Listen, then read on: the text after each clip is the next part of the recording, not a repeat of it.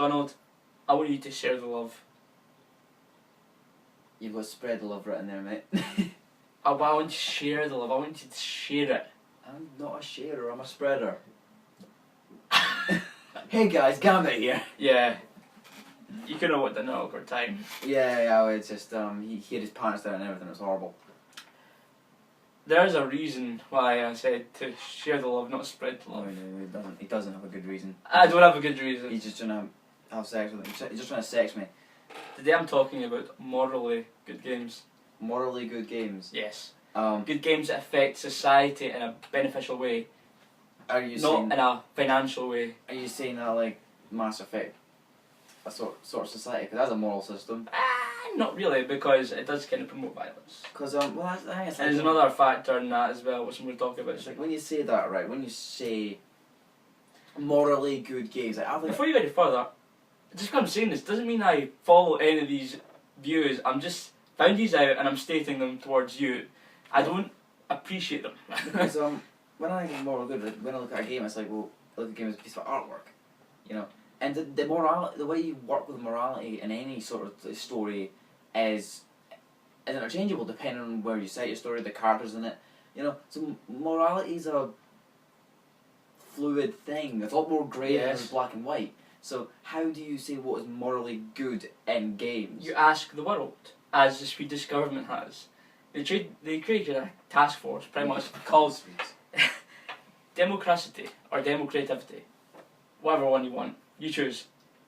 Democracy? No. Democrativity. I don't. Democrativity. I should have worked on this before we started recording. Yeah, maybe you should have rehearsed It's a it. plain word, demo, game, creativity. They asked people worldwide to send in suggestions about a game that it's not kind of been done before, you know? What was the The most unlikely game, okay? But As compared to everything that's put into the public, like, as in the big games like Call of Duty and stuff like that, and Battlefield. As compared to all that, the most unlikely game. yeah, well, it's like those games are morally weird. Like the Call of Duty 4 was actually great for morality because it was like two sides of it, like the jingoistic American war machine and what we say war machine, more like war tinker toy, and the British SAS who are like, you know, they get shit done, but it's all sort of weird and morally bankrupt and the torture of suspects and stuff. So there's like, and that created that, and obviously there was a big nuke that went off, and you died in that. So that worked really well with morality. But it's one of the later games that have just sort of been really jingoistic and, you know, weird, you know. I know what you mean when you say weird, but some of the suggestions, it kind of makes sense. Because, think about a game set in war, so you're fighting guns and shit. How many times out of 10 do you control a female character in those games? Not often. The only time I can think of is stuff like Mass Effect and you choose a female character. That's the only time I can think of that happening. Yeah. So there is an increasing use of female characters, but oh yeah, there is use of female characters, but what people are saying, just get rid of all this whole idea of male and female, who's right and who's wrong. Just have a genderless character, a character who doesn't have any. There are games that do that. Well, yes, exactly. Like the game was it, the three I can't remember what it's called, the 3D puzzle game that you could rotate the world. That was 3D. It was 2D planes, but yeah, that game that was genderless characters. You know, there's quite a lot of genderless characters. it's quite a lot, but not in the majority. The majority has a male or a female. Gender, even though it's not the main concept of what a person is, gender has a lot to do with does have a lot to do with how a person develops. Like there are things you can definitely say women are different at compared to men, and that can be used in certain great ways. I think it's like but what I think it's not that there should like there should be no genderless characters. What I think is more realistic female characters, because there were so many. You know, you see them like most fighting games. You know. Yeah. I mean, we all enjoy fighting games. We all enjoy sitting and playing a fighting game, and most of them is just the boob physics alone are not realistic. They have at least a team of developers for each boob. Yeah, like Team Ninja. I mean, Dead or Alive Extreme. Yeah. The volleyball game. Come on, look at that game. I know what you mean. But what if they got rid of the element of competition in a game, I know there's loads of games like that out there already, but there's even more with that competition factor. Depends on the game. I mean, like, you've always got to look at it and say, right, would Call of Duty be made any better? Like, the Call of Duty multiplayer, would that be any better if it wasn't competitive? No, because that's the part of it. But Minecraft is both competitive and cooperative. Yep.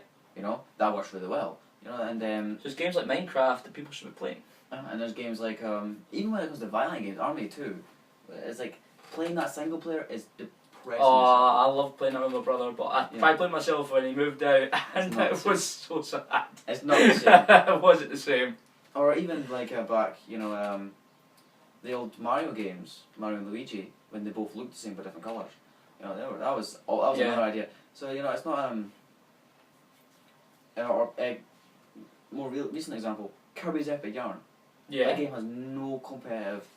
Well, there is slightly. You can if you have a higher score at the end of the level, your character dances, and the other doesn't. But the scores are all combined, so it doesn't matter in the long run. So it's there's no competition in that. But it really depends on the game being developed, in my opinion. Well, yeah, I mean, it has to be the idea that has no competitive value. It's just like I think they're looking at it going, right, what is a morally good game? That's not an easy question to answer. Like I look at Spec Ops: The Line.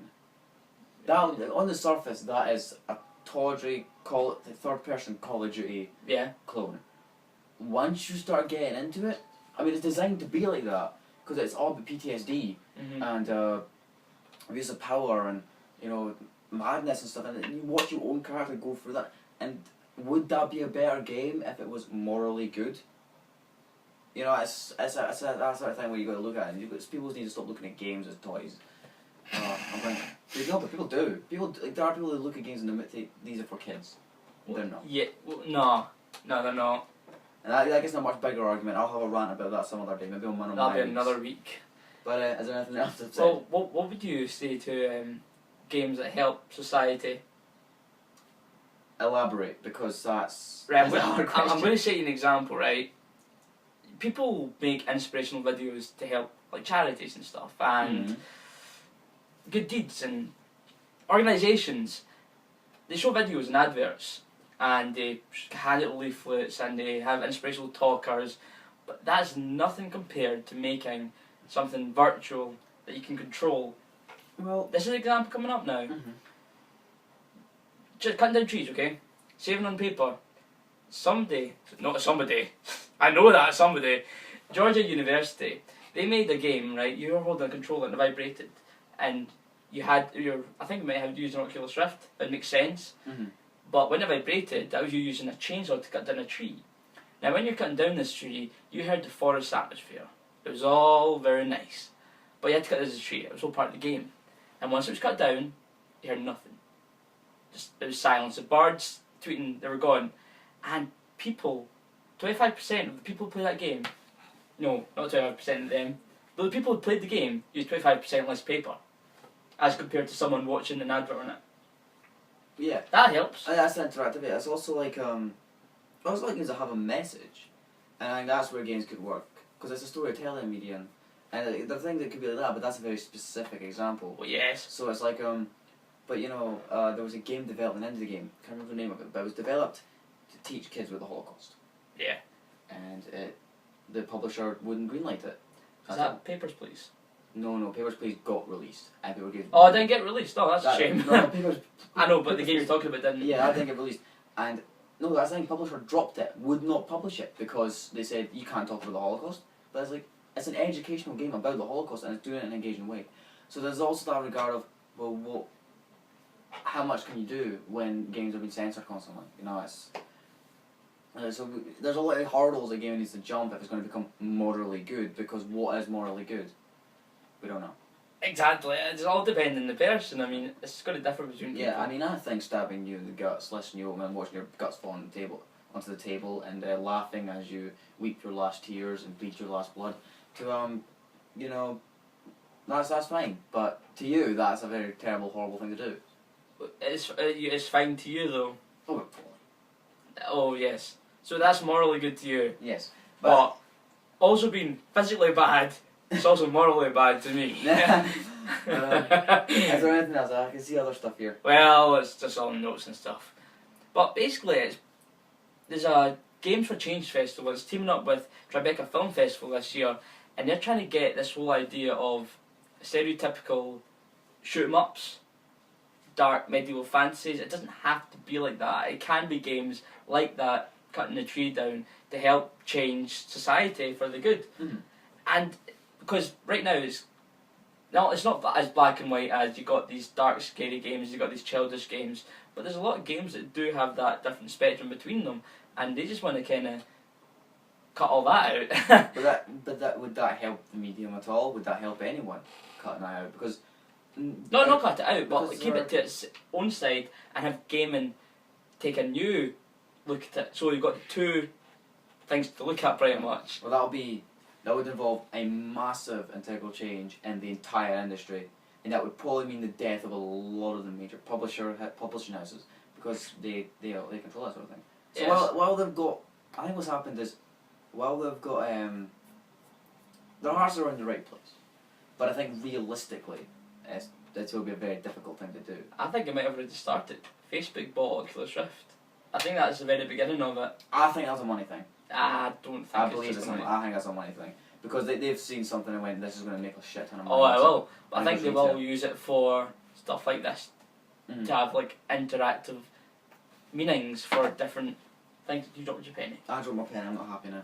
For different things and different charities, and makes it more impact on the person viewing it on Oculus Rift. You will. I think they will use it for more. Oh like yeah, that. well, I would be like that as well, but I think even Oculus would have considered that even as they got to the end of their gaming run, because it's I think they would have, yeah. It's essentially open source. It's based on technology. Anyone can develop for it, so yeah, easily educational facilities could work for it. Anyone could work for it, work on stuff for it. So that's and Facebook buying it. That's when I believe it's because people create stuff for Oculus. So Facebook, I think, is a business decision, not a moral decision. Well,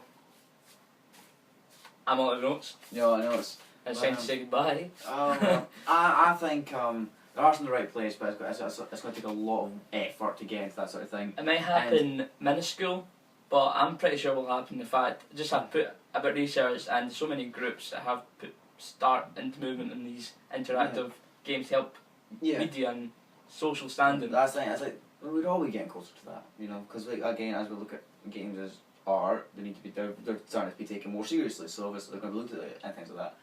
But I think what we have now should still be kept, because gaming is essentially meant to be fun. It's entertainment. It's like any other entertainment medium. We do it when we get home at the end of a long day, doing nothing because I don't work, to dick around with. It's like, so we need that sort of fun element, but while at the same time have the very taken Serious and practical element.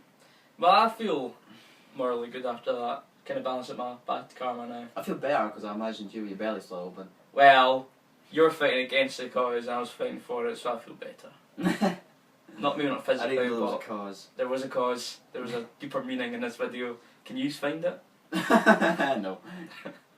Right, well guys, this has been Gambit. Yeah, please like, comment and subscribe our video, and if you have anything that you might want us to talk about or slave or shite about, Yes, just comment. And why are you gesturing towards me? You don't you slave or shite. asshole. Right, and we'll see you guys later. Right.